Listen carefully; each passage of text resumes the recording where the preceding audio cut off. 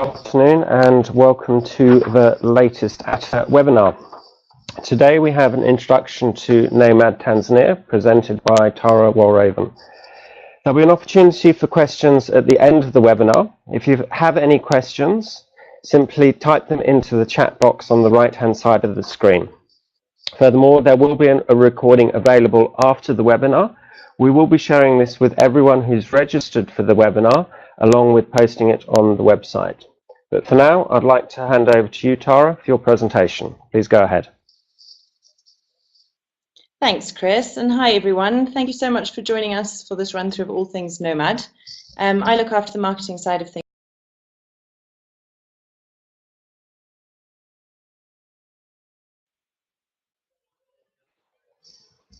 My best to get everything covered, and hopefully you can share this with teams once we're all done. So to start us off, who is that? Well, we're still a small and owner-run company, and that was started by a group of pretty intrepid folk about 20 years ago. Our founders were real pioneers in the Tanzanian safari world, and they were all heading out to pretty remote regions where at the time there weren't very many other camps, and in some cases none at all. So the fact that we were the first in many areas of Tanzania means our camps now occupy some of the most coveted locations on the continent.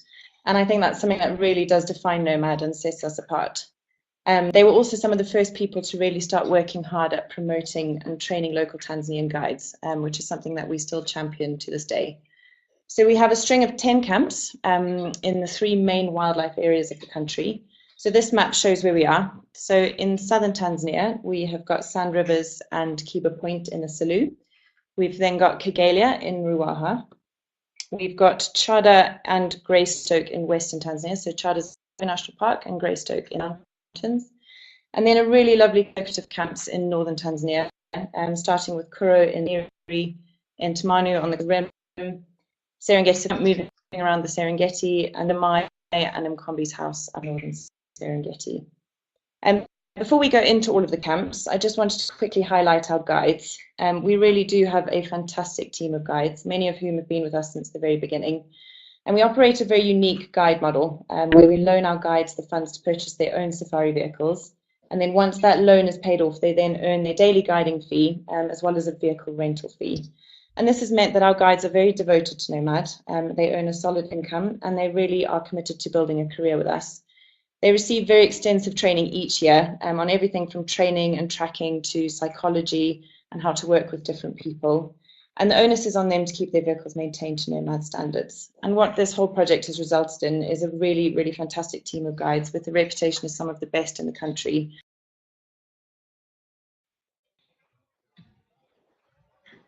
In northern Tanzania. Now, I'm sure we all know that this does have a reputation for being the busier part of the country.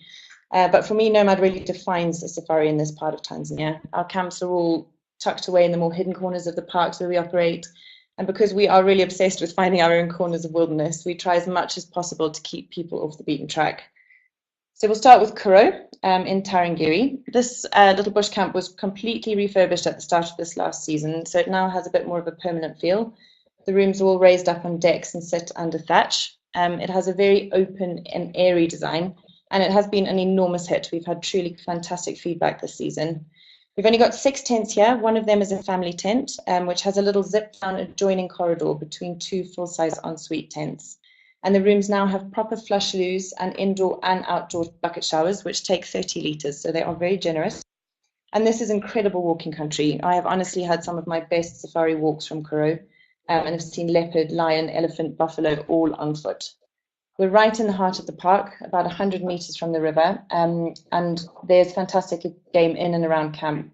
And we're far enough from the busier northern part that we hardly see very many other vehicles around here. And I find Tarangire it's real elephant and big game country, and it's often the biggest surprise for people. It always seems to exceed expectations in terms of the abundance of game, and it's honestly one of my favorites. So we'll now head up onto the crater rim and to Entamanu. And this truly is a camp to find the Ngorongoro crater for all of us Nomad. Yes, the crater does get busy, but we are incredibly fortunate to be on our own wild side of the crater, and we sit on the northwestern side of the rim. So we're on the opposite to most of the other camps on the rim. We access camp by our own private access road, which takes 30 minutes from the descent road in the crater and the road that goes off to Serengeti. So by the time you've left the main road and you get over to Entamanu, you really do feel like you've left the world behind. And that drive has got the most extraordinary views down into the crater and over the Serengeti. Entamanu is the only place in the world where you can watch the sunrise over the crater and set over the Serengeti from the same spot. And of course, the crater is the main highlight of the stay at Entamanu, but we do really like to get people to experience more from here. So we head out from camp on beautiful walks. We can walk into camp from the descent road if clients would like to. We also have a local Maasai boma close to camp, which our guests visit, and it's only visited by guests from Entamanu, so it's not touristy at all, and a lot less kind of affected by tourism than the ones that you find on the rim of the crater. And for me, what really sets Entamanu apart, location. It really is incredible, remote, and very untouched. What is important to let clients know about Entamanu is that it is very elemental and wild up here, so it can get windy and cold. But we've created a real refuge from the elements, and we like to think of it as a sort of, if you want to stay on the edge of the world, then you really do need to expect to meet Mother Nature, and it's all part of the experience. The camp has 7 rooms, 2 of which are family rooms with a shared bathroom in between them. And they all have gas heaters and get really cozy and warm, and we do have nice roaring fires in the main mess area. So it really is easy to be up there. So we'll now head off into the Serengeti and start off with Serengeti Safari Camp. This is our very pioneering little mobile camp, which was the first of its kind. We still move it 4 or 5 times a year to shadow the migration around the Serengeti. And we operate 2 identical camps that leapfrog around the park. Both of them operate in the north from July to October and in the south from December to March. But in the times of year when the migration is a little bit harder to predict, like June and November, then it makes sense to split their location, try to give our clients the best chance to be within striking distance of the herds. We do have very useful migration documents on our partner site, which I can send over when we're through. Do check them out because they really should help guide you on how to sell the migration throughout the year and decide which camps to use when. And for me, this camp really epitomizes the everything you need and nothing that you don't philosophy. It's very simple, but it's supremely comfortable with just 6 tents and 1 family tent. And location is really important for us, so we always try to get camp into the more tucked away sites as we move around the park. So this slide just shows you the family tents. You can see in the bottom image the adjoining seating area between the 2. Both of them have got their own bathroom out the back. Eco-loos and bucket showers here at Serengeti Safari Camp, and it is a really, really lovely camp. So we now shoot up to northern Serengeti, right up against the border with Kenya and close to the Mara River. We're about a 25-minute drive from the Mara River. And this is a really beautiful lodge, and I think very unlike anything else in Tanzania. It occupies the most incredible location up on the Koga-Kuria Koppie, with really just endless views out over towards the Mara River and Kenya. It's got a really unique Tanzanian design, and it sort of disappears into the Koppie as you drive away from it. And I think Lamai really illustrates how clever our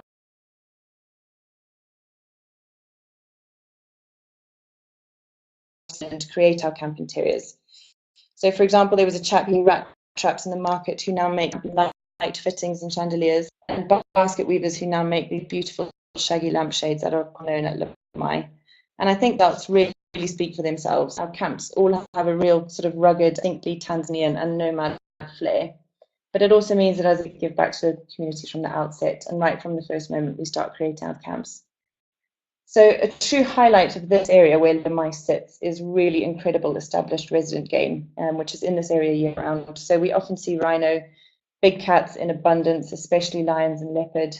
And of course, we play host to the migration and the epic river crossings from July to October.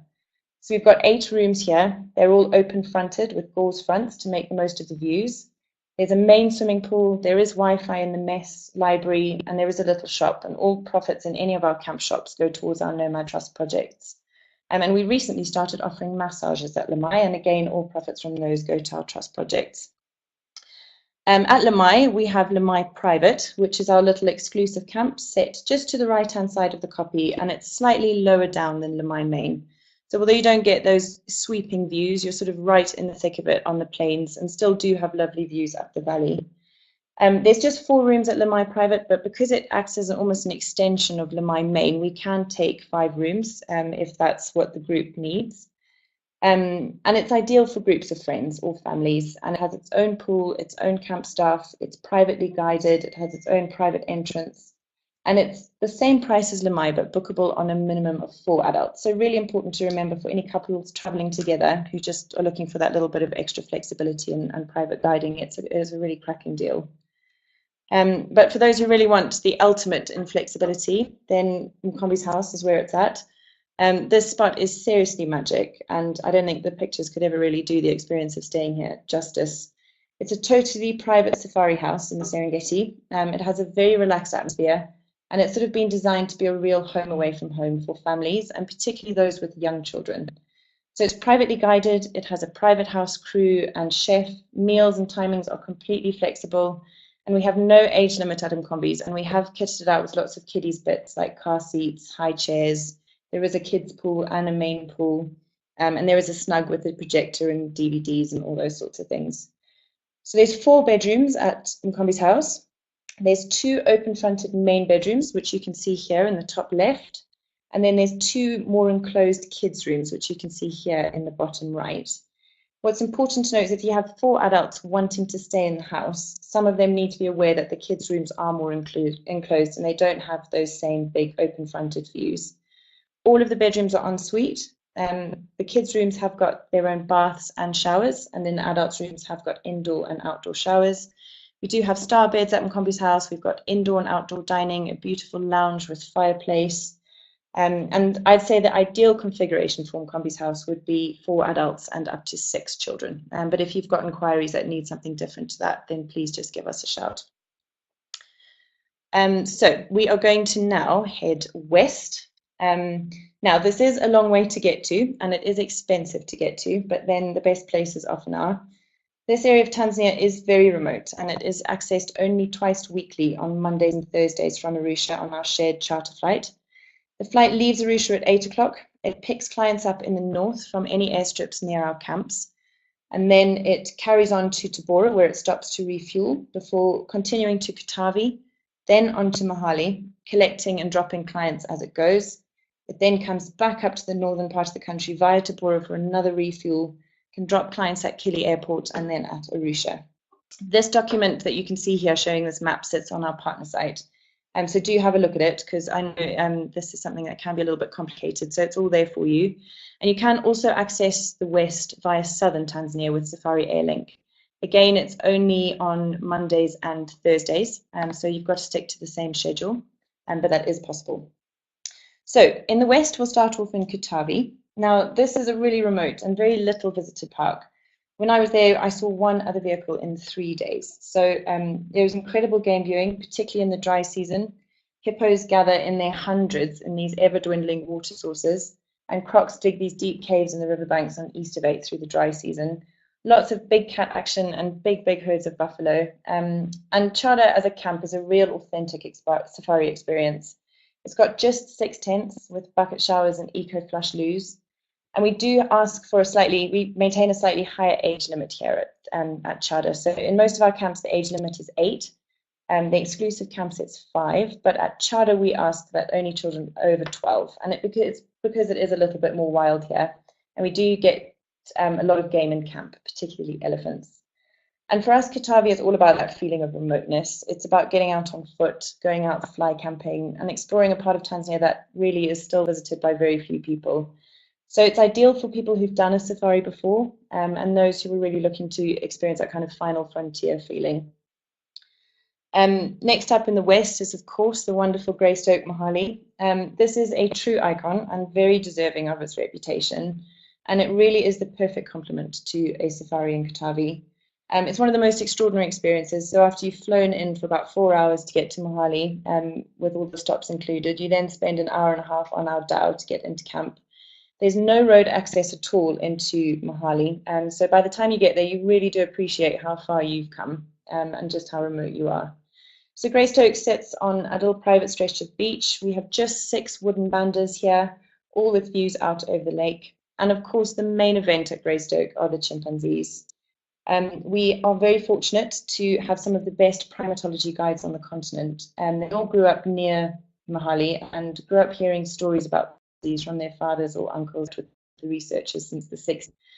So they are fascinating to on all things chimpanzee, and their understanding of the politics and the society structures and the personalities that you're meeting is truly incredible. Now, where the chimps are on the mountain is dictated by their food sources. So sometimes they can be really high mountains, and those mountains, believe me, are so please make sure that you're fit and able. Do have a handy document on chimping seasons, which gives you a rough idea of what to expect throughout the year. Of course, being chimpanzees, there's no guarantee they will adhere to our nice, neat little notes. It's just best to warn your guests and make sure they know what to expect.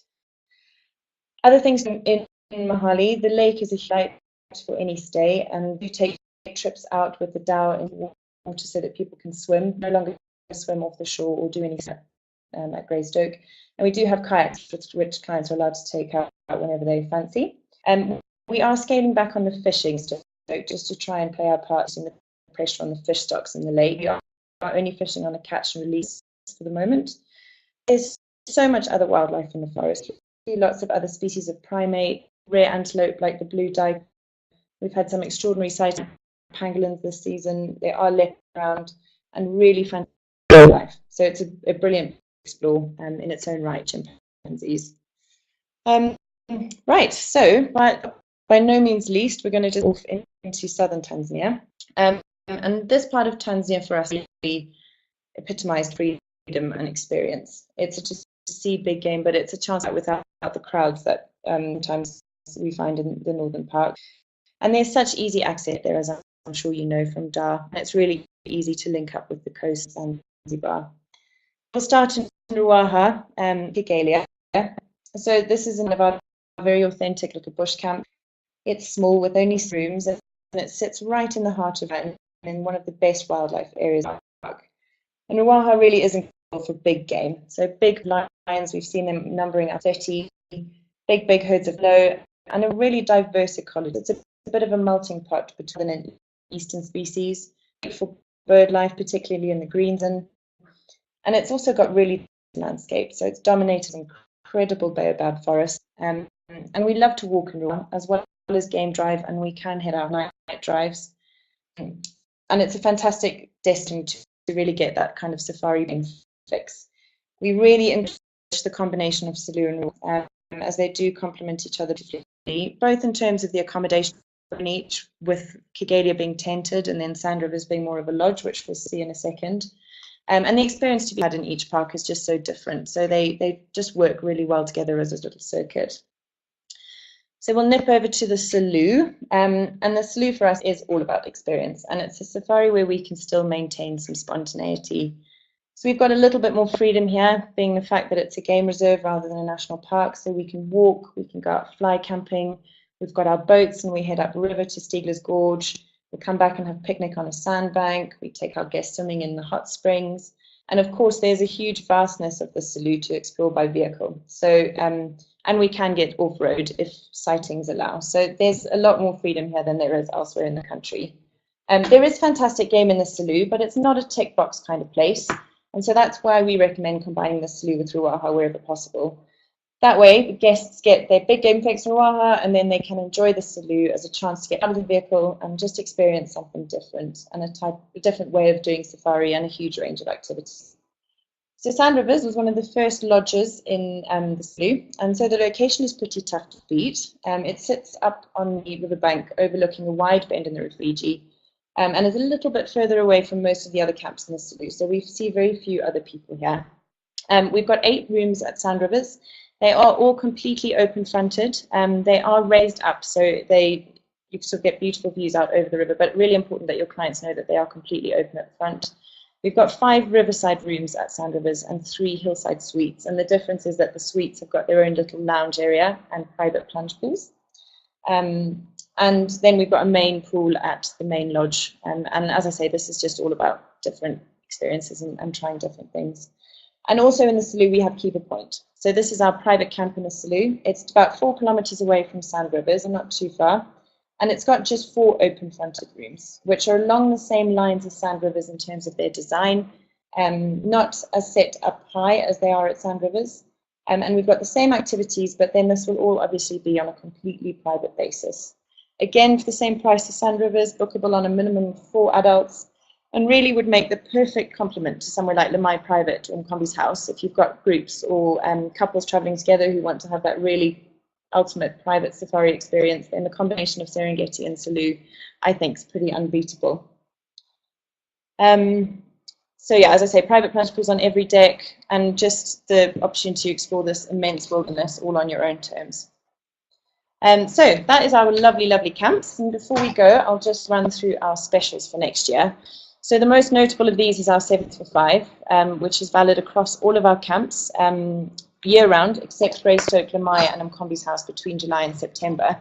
So do remember that for any high-season northern Tanzanian safaris, a combination of Kuro, Entamanu and Serengeti Safari Camp, for example, will get you 2 nights free in high season, which is pretty cracking value. We also have a 5 for 4 across Tanzania and a 7 for 6 in the west, which is valid year-round. So any week-long safari in western Tanzania, there'll always be a free night applied. We've got a 4 for 3 at Sand Rivers as a standalone single camp special. And then in the south, we've got a honeymoon special, which is 50% off for the bride at both Kigelia and at Sand Rivers.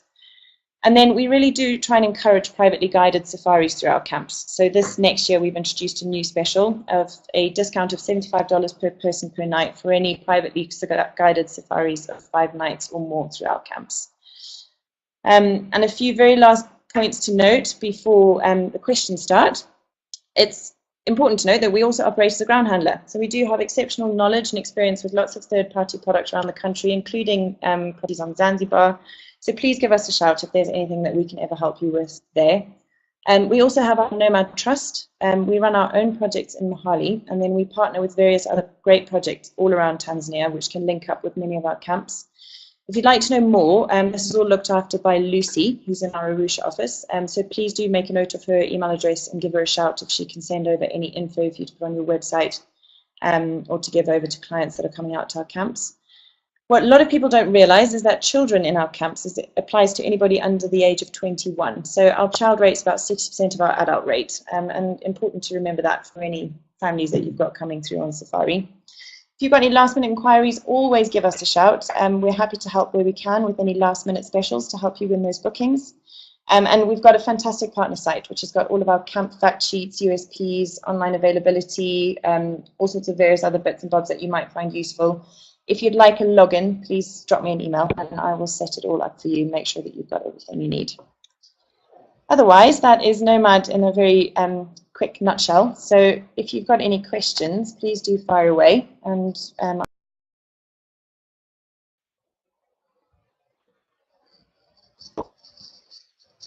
Great, thank you, Tara. That was a fantastic insight into all of your camps around Tanzania.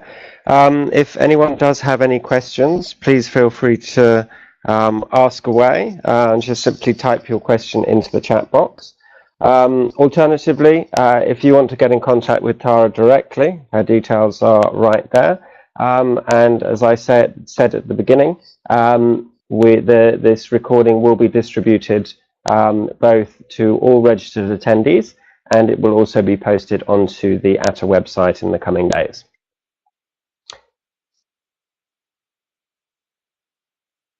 So, Tara, I don't think there are any questions coming through at this stage. Great, doesn't look like it. So I will say thank you very much. Thank you very much for everyone for your time to attend. And until next time, have a great day. Thank you very much. Thanks, Tara. Yeah. Thanks, everybody. Thanks, Chris.